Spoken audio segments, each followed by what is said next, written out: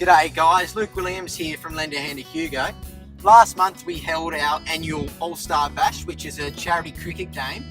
And we were lucky enough to raise enough money that we're now in a position to assist up to 10 more additional families or fund 16 hours of occupational therapy. So today we're going to go along and get the ball rolling and help another family, the Lennon family. So I'm looking forward to going to meet them and hearing a bit about their story. So come and join us.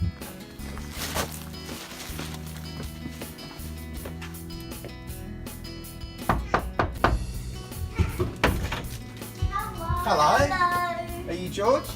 Yeah. How are you, mate? I'm Luke. Alice, how are you? Hello. Hi, Luke. Nice to How meet are you. you? How you going? Come here. Claire, thanks for having us along. Just before we get started, introduce yourself and your family. Okay, my name's Claire Lennon. My husband's Richard, but he's at work today.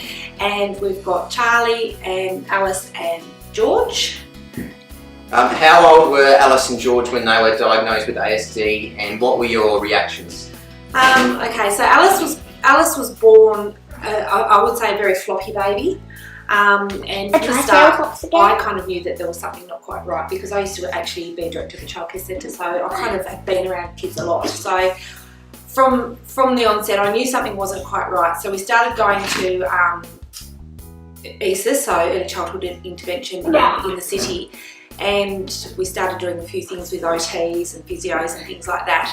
And they actually suggested to take, a track of going to get her chromosomes tested. So we did that. And from that, she actually has a deletion in one of her chromosomes. And one of the aspects of that chromosome deletion is autism. So once Alice started to interact with other children her own age through pre-kinder, we could tell that there was a few issues with her social interaction. So that was probably when she was about 4. So her diagnosis came through just before she started kinder. George was born in a very stressful situation. He was born with a heart defect, so he had a major cardiac condition when he was born. And as he developed, his development was quite slow, and we just thought, oh, look, it's something to do with this cardiac condition. But in saying that, now we can see that he was similar to Alice in some respects, but also very different. He had a lot of problems with sensory issues, which Alice hasn't had and still doesn't have. So he was diagnosed when he was about 3. Yeah. Between them two, are they, I guess, obviously they say it's a big spectrum, they're very differently affected, even though they're siblings. Yeah, very much so. So they're both high functioning autism. So I suppose you'd call it the old Asperger's. That used to be how they were differentiated between autism and Asperger's. Alice has a lot of problems with her social interaction and reading cues and reading how others interact and things like that. George, he has a little bit of that, but he has more things like his sensory issues are quite an issue for him. Like he can't cope with noise and sounds in big environments like the supermarket and things like that. A bit more about Alice and George. What are their hobbies and what do they like to do? Well, Alice loves to play the piano, and one of her things is going to have piano lesson once a week. I started doing that for hers because she was having a lot of issues with her fine motor control, and I tried to think of a way that we could build up her strength in her fingers.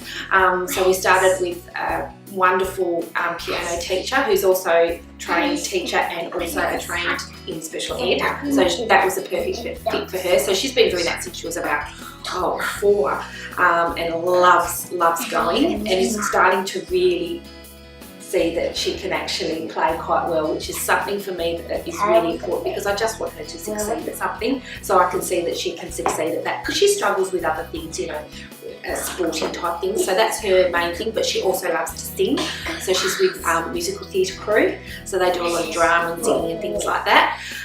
George, I don't know what George will like to do. He just loves being George. He loves to play. He loves to play with his toys and things like that. Probably a bit little to have a hobby as yet, but I think he'll just tackle anything he wants to do. Yeah.